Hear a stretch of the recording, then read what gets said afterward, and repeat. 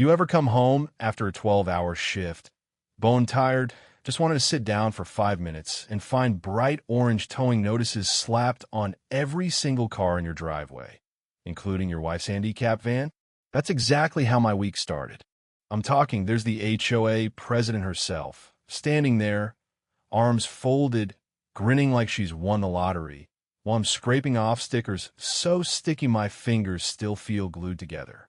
You know that feeling when your stomach drops and your blood goes cold? Yeah, that was nothing compared to the metallic taste of pure rage I had flooded my mouth right then. Here's what that smug power tripper didn't know. She just declared war on the one guy in this whole county she should have left alone. See, I own the biggest towing company around. I know every trick in the book.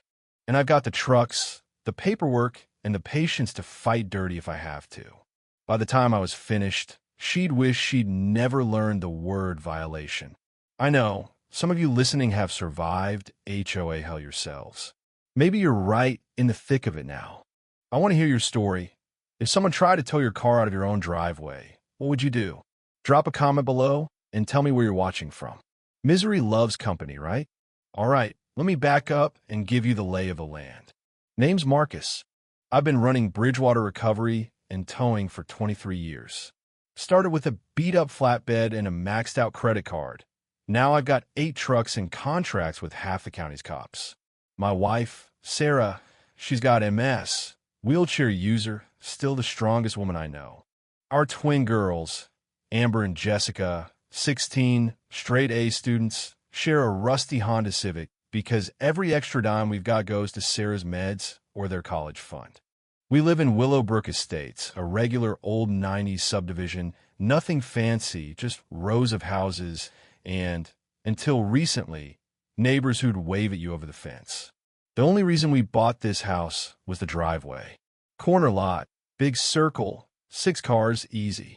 When Sarah got diagnosed, I knew we'd need the room for her ramp, for med deliveries, sometimes for me to bring my work truck home for repairs.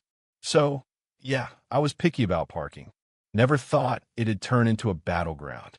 For years, every morning, I'd sit on the back porch with my coffee, breathe in that weird mix of diesel and lavender from Sarah's flower beds, listen to birds.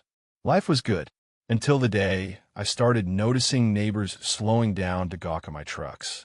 You know that look like they're about to call the cops, just because you don't drive a minivan. Enter Delilah, 48, freshly relocated from California, white BMW with blessed plates, former corporate compliance officer who got herself voted HOA president faster than you can say property values. She could sniff out a violation in the Garden of Eden, I swear. The HOA itself? Only a few years old. Most of us never even wanted it. But Delilah convinced enough folks we needed to protect our investments. Translation, she wanted to boss everyone around. It started slow. She'd cruise by in her BMW, snapping pictures. My work truck in my own driveway. The girls' basketball hoop, Sarah's wheelchair ramp. Every little thing that didn't fit her step-forward vision. I tried to play ball at first, parking my trucks at the business lot, even though it meant I lost an hour every day and wasted gas I really couldn't spare. I figured, why fight? Make it easy on Sarah. Big mistake. Because bullies? You give them an inch, they'll take your whole damn yard. The notices kept coming. $50 for garbage cans left out a half hour too long. $100 for the girls' Honda, just because it sat unmoved for a weekend while they were away at camp. $200 for Sarah's van. The ramp, supposedly, extends past the property line. It doesn't. I measured it myself, 3 feet inside. That's when I realized this wasn't random. Delilah was targeting my family. Other folks parked their boats and RVs wherever, no problem. But my every move was a violation. The worst part? Our neighbors, even the ones who cared, kept their heads down. Didn't want the target on their backs. Sarah would find me at the table at midnight, up to my elbows in paperwork, and just put her hand on my shoulder. Didn't have to say a word. That's when it hit me. This wasn't about property values. It was about power. Delilah wanted to be queen, and I was the threat. Here's where she made her first big mistake. 3 weeks after I'd started parking my trucks off-site, I get a certified letter. The girl's Civic sitting in our driveway hadn't moved in 48 hours. She tagged it as abandoned, demanded $150, and threatened to have it towed. Never mind that the girls were at science camp. Never mind it was their own house. I'm reading this trash, diesel on my hands, Sarah's toast burning in the kitchen, and thinking, has she lost her mind? So I pulled out the HOA bylaws. Hours of legalese, but there it was, buried on page 47, abandoned vehicle clause. Gave the HOA power to tow cars that didn't move for 2 days. But I've been to every HOA meeting. Nobody ever voted on that rule. Turns out, Delilah had snuck it through at an emergency meeting on a Thursday at 2 p.m., exact same time I was with Sarah at her neurology appointment. Here's the kicker.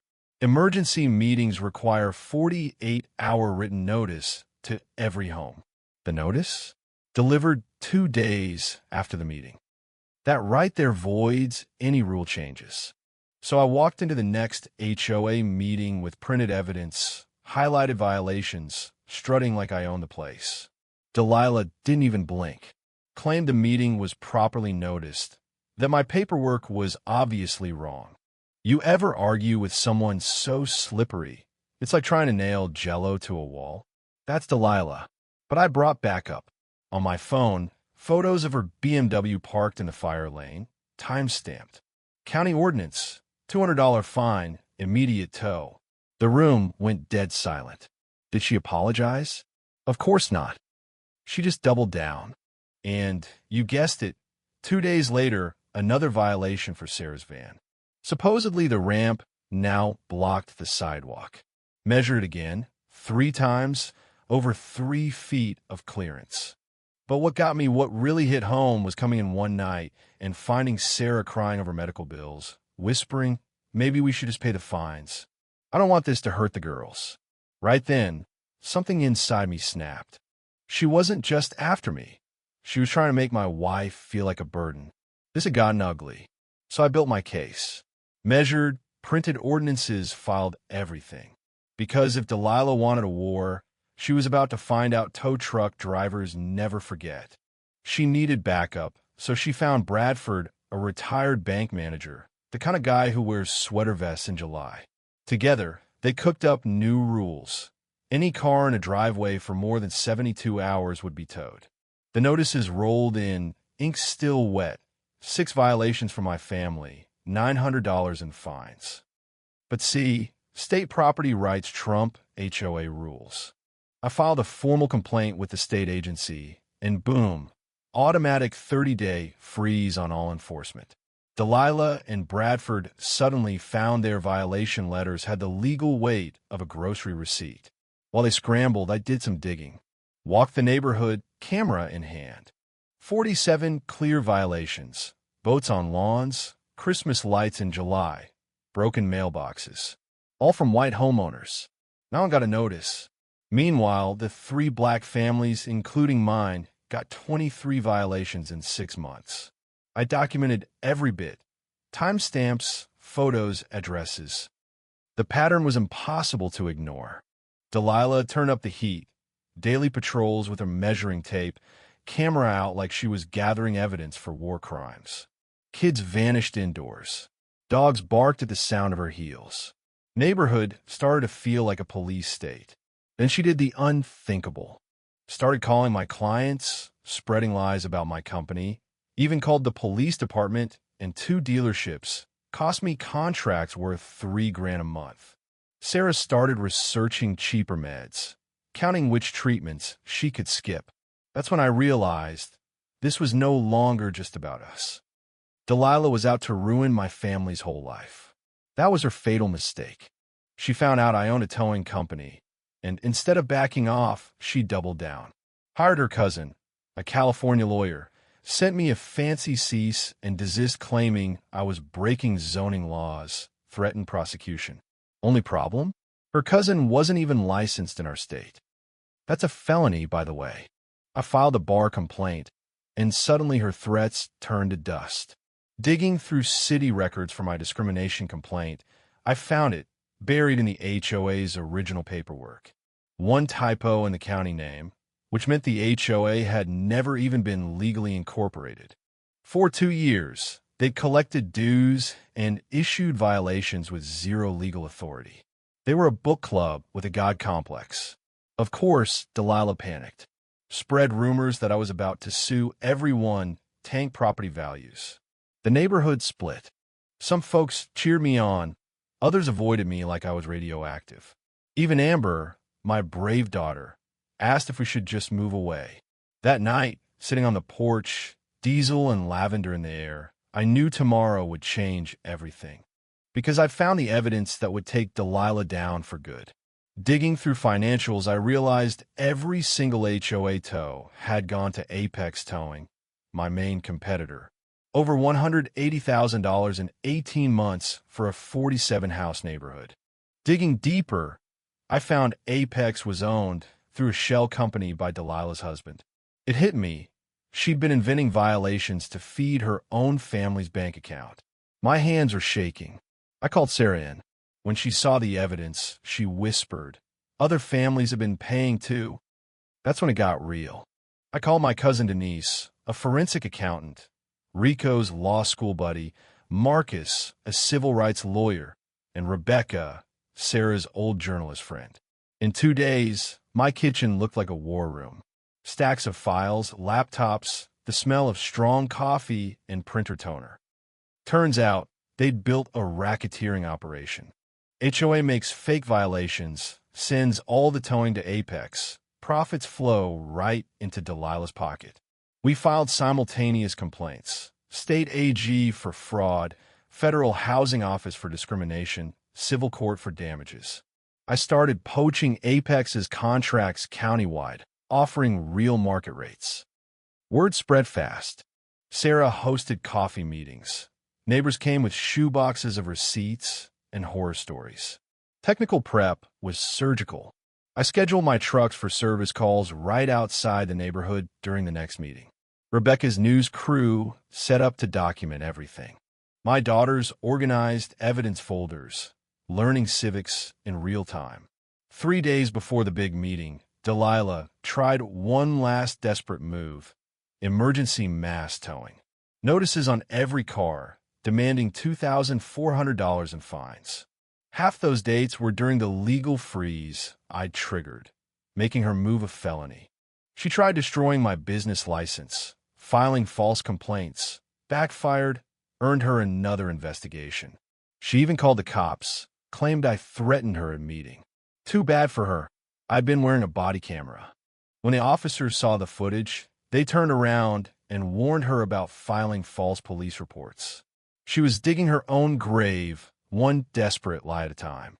Final showdown. Community center packed, news crew rolling, state investigator just observing.